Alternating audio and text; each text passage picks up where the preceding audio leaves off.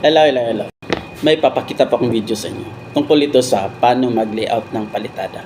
Nakita ko lang ito kanina sa Facebook. Nag-viral to eh. Ang daming nagsabi na tama daw ang layout ni sir. Pero, mas maraming nagsabi na mali. Hindi matatapos yung argumento nila kasi nasa sarili nila. Tama sila. Hindi matatapos. So, gusto ko sa mga manunood ngayon, kayo ang huhusga. Pagkatapos ng video na ito, tatanungin ko kayo kung tama ba yung layout ni sir o mali. So, tara, panoorin natin. Bossing, ano ba ginagawa mo? Nag-layout. Paano ba mag-layout? Tama. Gusto mo ito mag-layout? Ganito lang mag-layout, oh. Ayan. Layout sa palitada to. Kita mo yung tansin to? Kita mo? Apo.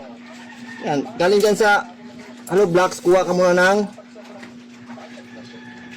yan, 3 cm. Galing dyan sa hollow block. Yung kapal ng palitada.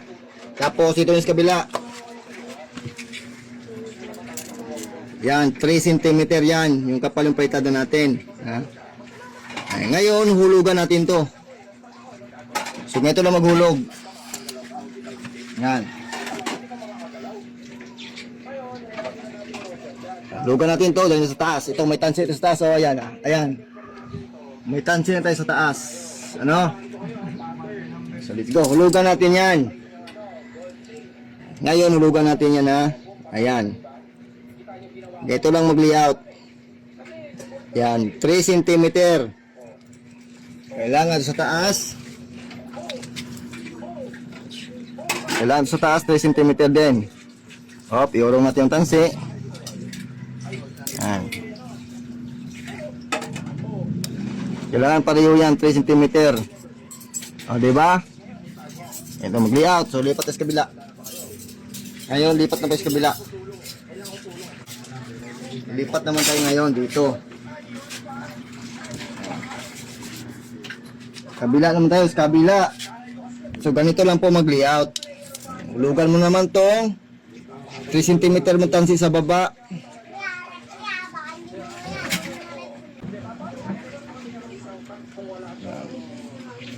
cm 4 cm. Kailangan dito sa taas ay 4 cm din. Medyo manipis na sa taas. So ayan, 4 cm din. Ayan. So ganyan lang po mag-layout sa palitada. Maraming salamat. Ayan. Yun po yung video tutorial ni sir. Ngayon, tatanungin ko kayo. Mali ba yung video tutorial ni sir o tama? Sa mga magsabing mali, please paki-comment sa comment section at isa-isahin ko yan sagutin sa part ng video na ito. Siyempre, maghintay ako ng comment bago ko sagutin yung mga comment nyo. Pero pag walang nag-comment, walang part ng video na ito. Pero kung akong tatanungin, ang sagot ko ay oo.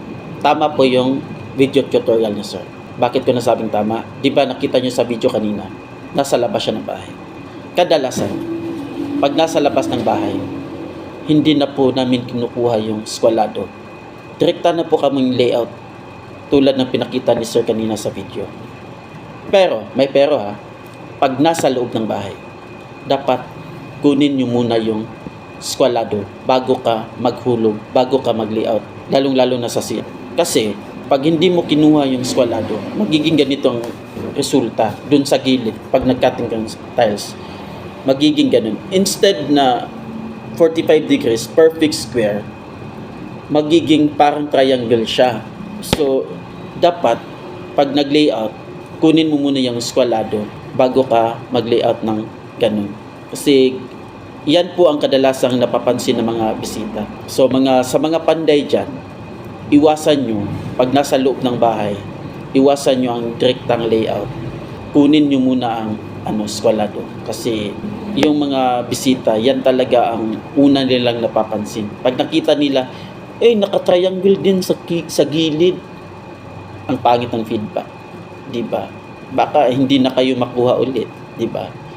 So, that's it for now. Goodbye.